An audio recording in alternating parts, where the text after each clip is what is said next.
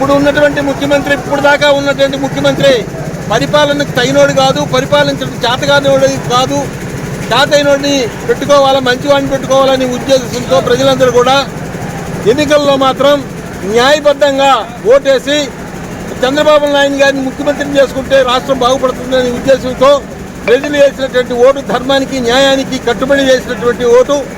ఇప్పుడు దాకా పరిపాలించినటువంటి వ్యక్తి అసమర్థుడు, చేతగాని వాడు, ప్రజల డబ్బునంతా దోచుకున్నటువంటి వ్యక్తి అని చెప్పేది ప్రజలు నోటీస్కు అందింది. దాని ప్రకారం ప్రజలు చేసినారు.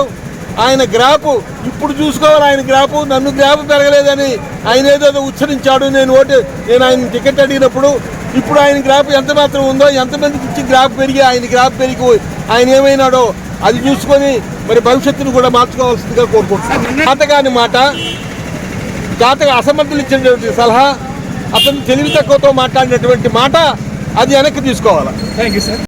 ముఖ్యంగా ఆంధ్రప్రదేశ్ ప్రజలందరికీ హృదయపూర్వక ధన్యవాదాలు తెలియజేసుకుంటున్నాను. రామరాజ్యం వచ్చేసింది. రామచంద్రుడు లాంటి చంద్రబాబు నాయుడు గారు ఆంధ్రప్రదేశ్ని పరిపాలించబోతున్నారు. మంచి రోజులు వచ్చాయి. అందరికీ సంతోషం, నాకు సంతోషం. Thank you so much.